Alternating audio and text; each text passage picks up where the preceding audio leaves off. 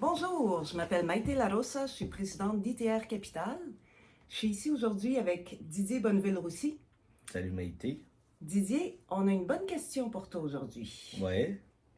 Quel est le principal problème vécu par les propriétaires de petites entreprises? OK.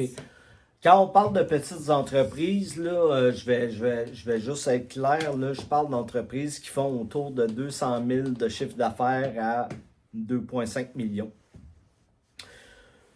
Lorsqu'il s'agit d'entreprises plus petites, là, plus autour de 200 000 à 500 000 de chiffre d'affaires, le principal problème auquel que les gens vivent, c'est qu'ils tentent d'entreprendre avec un mode de pensée et un mode d'action qui est artisanal.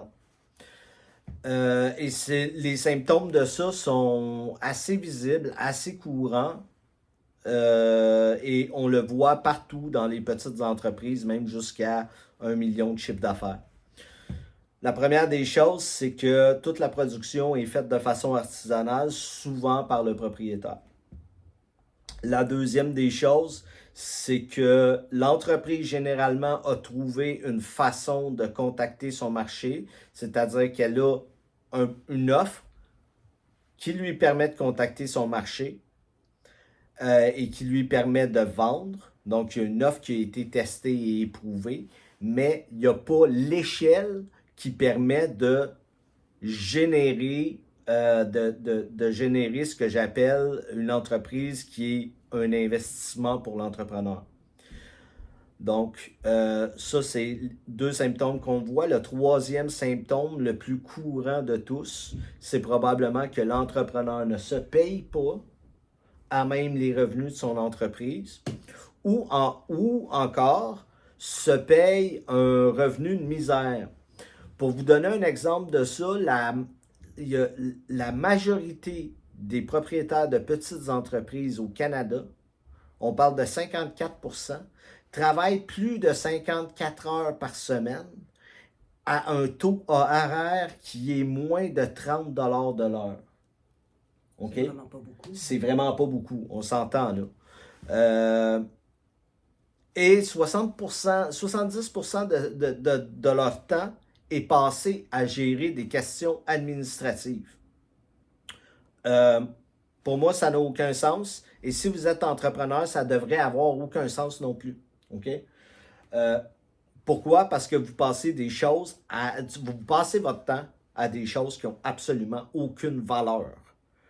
Ou encore qui pourraient être déléguées à beaucoup moins cher pour vous permettre de passer plus de temps au marketing, à la publicité, à la promotion, au développement de l'offre, à des choses qui ont vraiment de l'importance pour développer une entreprise qui est une véritable source d'investissement et non pas simplement une activité comme ça.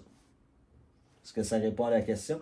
Pour les entreprises qui sont un peu plus grandes, 500 000 euros de chiffre d'affaires à 1 million, un peu plus, les choses sont un peu différentes dans le sens où généralement ces entreprises-là ont plus de ressources, commencent à être rentables, l'entrepreneur commence à se payer, mais il y a un problème généralement de système. On a ça dans les entreprises qui sont plus petites, mais ces entreprises-là n'y sont pas encore à cette étape-là. Les entreprises qui ont plus de 500 000 de chiffre d'affaires, ça prend des systèmes pour virtuellement toutes les activités de l'entreprise, c'est-à-dire la production, la vente, le marketing, le service client et l'administratif. Tant aussi longtemps qu'il n'y a pas ces systèmes-là en place, il est très, très, très difficile de faire croître l'entreprise. Pourquoi? Parce qu'à chaque problème qui survient dans l'entreprise, vous recommencez le jour de la marmotte. Vous devez reprendre du temps à réfléchir aux problèmes, reprendre du temps à essayer de guider vos employés plutôt qu'anticiper les problèmes et éventuellement développer une base de connaissances dans l'entreprise qui permet à vos employés de prendre des petites décisions qui sont peu importantes et qui vous permettent à vous de prendre des grosses décisions qui, elles, sont importantes pour le futur de l'entreprise. Ça répond à la question? Tout à fait.